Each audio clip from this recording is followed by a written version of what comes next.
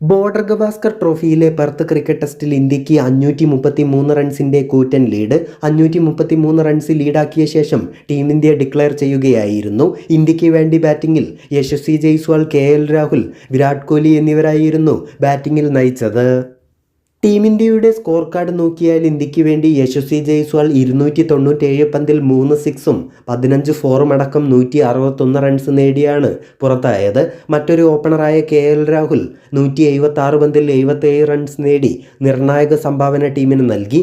ദേവദത്ത് പടിക്കൽ 71 പന്തിൽ 25 നേടി. വിരാട് കോഹ്ലി 143 പന്തിൽ 2 സിക്സും 8 ഫോറും അടക്കം 100 റൺസ് നേടി പുറത്താകാതെ ക്രീസിൽ നിന്നു. ഋഷഭ് പന്ത് 1 റൺസ് നേടി പുറത്തായി. ധ്രുവ് ജൂറലും 1 റൺസ് ആയിരുന്നു നേടിയത്. വാഷിംഗ്ടൺ സുന്ദർ 29 റൺസ് നേടി. നിതീഷ് കുമാർ റെഡ്ഡി 27 പന്തിൽ 38 റൺസ് നേടി ഒരു വെടിക്കെട്ട് ബാറ്റിംഗ് തന്നെയായിരുന്നു കാഴ്ചവെച്ചത്.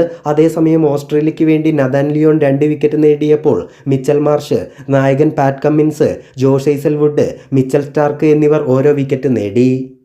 ശേഷം 534 റൺസ് വിജയലക്ഷ്യം തേടിയിറങ്ങിയ ഓസ്ട്രേലിയയുടെ രണ്ടാം ഇന്നിംഗ്സിൽ 3 വിക്കറ്റ് എടുക്കാനും ഇന്ത്യക്ക് സാധിച്ചു. ഇന്ന് മത്സരം അവസാനിപ്പിക്കുമ്പോൾ ഓസ്ട്രേലിയ 3 വിക്കറ്റ് നഷ്ടത്തിൽ 12 റൺസ് എന്ന നിലയിലാണ്. ഓസ്ട്രേലിയയ്ക്ക് വേണ്ടി നഥാൻ മക്സ്വീനി ഡക്കായി പുറത്തായപ്പോൾ നായകൻ പാറ്റ് കമ്മിൻസ് നൈറ്റ് വാച്ച്മാനായി എത്തി. എന്നാൽ 2 റൺസിന് പുറത്തായി. മാർണസ് ലംബൂഷാനെ 3 റൺസ് നേടിയും പുറത്തായി. ഉസ്മാൻ ഖ്വാജ 3 റൺസ് നേടി ക്രീസിലുണ്ട്. എന്നാൽ ഇന്ത്യക്ക് വേണ്ടി ബുംറ 2 വിക്കറ്റ് നേടിയപ്പോൾ സിറാജ് 1 വിക്കറ്റും നേടി. ഇനി പെർത്ത് ടെസ്റ്റിൽ 2 ദിവസം ശേഷിക്കെ ഓസ്ട്രേലിയയ്ക്ക് വിജയിക്കാൻ 522 റൺസാണ് വേണ്ടത്. ഇന്ത്യയെ സംബന്ധിച്ച് 7 വിക്കറ്റ് എടുത്താൽ ഇന്ത്യക്ക് പെർത്ത് ടെസ്റ്റ് വിജയിക്കാം.